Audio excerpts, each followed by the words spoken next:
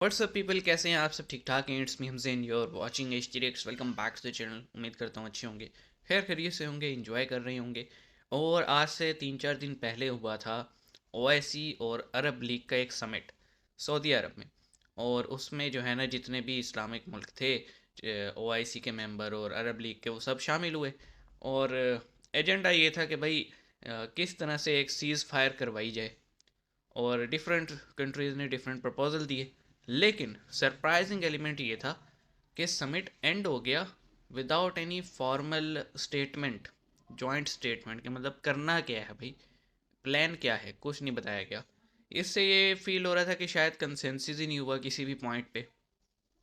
मतलब इन्होंने कंडेम तो किया कि जनाब जो एक इज़राइल जो स्ट्राइक्स कर रहे कारपेट बॉम्बिंग की, वो सिर्फ हमास को नुकसान नहीं हो रहा, उससे सिर्फ जो है वो पैलेस्टीनियंस ही रगड़े में आ रही। लेकिन इसके एंटी क्या करना है वो कुछ नहीं बताया गया, तो इससे जाहिर हो रहा था कोई आपस में बनी नहीं। बहरहाल वीडियो देखते हैं और यहाँ पे लिखा गया है कि 24 घंटे भी ना चल सका 57 इस्लामिक देशों का इकट्ठ, ईरान के खिलाफ हुए 7 मुस्लिम देश। तो देखते हैं क्या सीन है। इंडी प्लस न्यूज़ से लिंक डिस्क्रिप्शन में होगा, चेकआउट कीजिएगा, हो सकता है अब तक कर भी लियो। 3 2 1 9 गो। नमस्कार, सलाम, प्रणाम और सुबह के इंडी प्लस न्यूज देख रहे सभी दर्शकों को प्यार भरी अस्सलाम वालेकुम। दोस्तों खबर निकल रही है मुस्लिम देशों से और इसीलिए मुस्लिम लोग हमारी वीडियो देखेंगे, इसलिए हमने अस्सलाम वालेकुम बोल दिया है। दोस्तों खबर निकली है कि 24 घंटे भी नहीं बीते हैं, लेकिन इस्लामिक देशों का जो समिट सऊदी अरब के अंदर हो रहा था और एक एक मुस्लिम देश को सऊदी अरेबिया छाती से लगाकर वेलकम कर रहा था, उनके 24 घंटे भी नहीं बीते हैं कि एकता के अंदर फूट दिखाई पड़ गई है। अब दोस्तों एकता क्यों नहीं हो पा रही है 57 इस्लामिक देशों की, आप जरा देखिए। ईरान को यहां पर सऊदी अरब के अंदर बुलाया गया और ईरान ने अपनी बात रखी कि इजराइल के साथ सभी रिश्ते तोड़ दो और इजराइल को अपना तेल मत बेचो।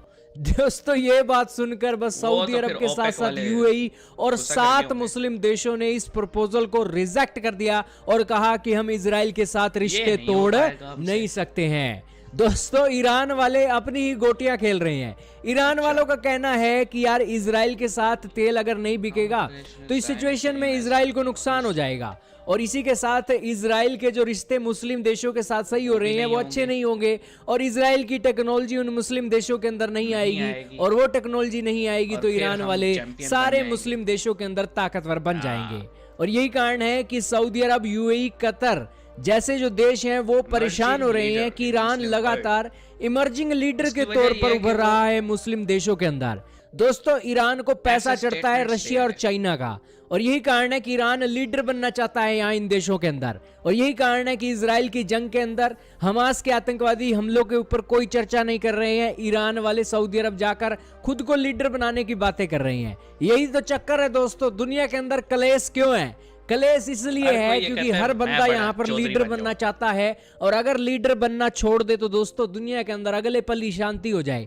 अब ये 57 इस्लामिक देश हैं दोस्तों, दुनिया के अंदर क्या से क्या नहीं कर सकते, लेकिन इन देशों के अंदर भावना है कि मैं भी लीडर बन जाऊं, मैं भी लीडर बन जाऊं। और इसी जंग के बीच अमेरिका वाले, यूरोप वाले जिनके पास इतना तेल नहीं है वो लीडर बने हुए हैं। और यही हाल भारत का भी है दोस्तों। भारत के अंदर हिंदू मुसलमान लड़ता है और यही हिंदू मुसलमान ब्रिटेन के अंदर जाकर एक ही घर के अंदर उनकी एक ही दीवार होती है, एक दीवार के इधर तो नमाज चल रही होती है और दूसरी तरफ पूजा हो रही होती है। ब्रिटेन की गुलामी करेंगे हिंदू मुसलमान, लेकिन अपने देश के अंदर हिंदू मुसलमान लड़ेगा।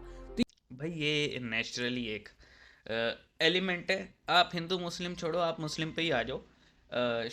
अपने मुल्क में बैठे होंगे ना, जहाँ इन्हें आज़ादी है, जहाँ के ये सिटीज़न होंगे, वहाँ पे हर वक्त शिया, सुन्नी, देवबंदी, वहाबी लड़ते रहेंगे, एक दूसरे पे फतवे लगाते रहेंगे, एक दूसरे की इन शॉर्ट मारते रहेंगे।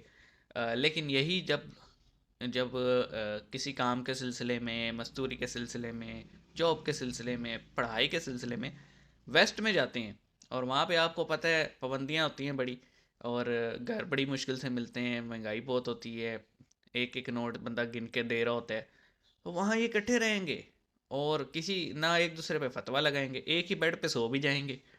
तो ये है भाई, ये एक फैक्ट है। और बाकी जो है, जहाँ तक बात ईरान की है, यहाँ पे मैं एक आपको कंसेप्ट बताता हूँ, शायद आपको आइडिया हो। अरब और अजम का। अजम कहते हैं नॉन अरबिक, और अरब हमेशा से खुद को प्राउड मानते रहे हैं। और अगर आप देखें, अरब और अजम की लड़ाई जो है ना, ये जो आपस में टसल है, वो शुरू से चलती आ रही है जब से इस्लाम आया है। इसी का नतीजा था कि वो मतलब कहाँ से कहाँ मामलात पहुँच गए, और आपसी जंगें भी इसी वजह से होती हैं, क्योंकि अरब वाले कहते हैं हम सुपीरियर और अजम वाले कहते हैं हम सुपीरियर।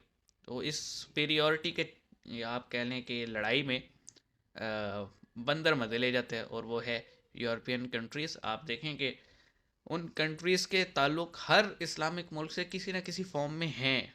वो अपना काम सीधा करवा लेते हैं, लेकिन ये सारे ममालिक आपस में लड़ते रहते हैं। और अब बात यह है कि एक तरफ ईरान ये भी कह रहा है कि हम हमास को इखलाकी सपोर्ट तो करेंगे, लेकिन हम अपनी कन्फ्लिक्ट नहीं शुरू करेंगे, अपनी आर्मी नहीं भेजेंगे, क्योंकि भाई हमसे पूछ के थोड़ी अटैक किया था तुमने।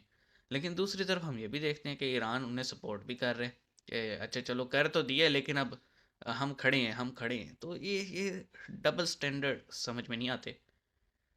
हमें कंडेम करना चाहिए जो हमास ने किया, और हमें वो भी कंडेम करना चाहिए कि अब जो इसराइल हमास का निशाना लेती है और 10 घर और साथ में गिरा देती है, तो हमें ये भी कंडेम करना चाहिए। बहरहाल अब इस पे क्या ही कह सकते हैं। दो दो सिचुएशंस हैं, दो अलग ग्रुप्स हैं, दोनों आपस में भिड़ रहे हैं, क्या करें अब। आप क्या सोचते हैं कमेंट सेक्शन में बताइएगा। मिलेंगे नेक्स्ट वीडियो में, अपना ख्याल रखिएगा। सी यू गाइस।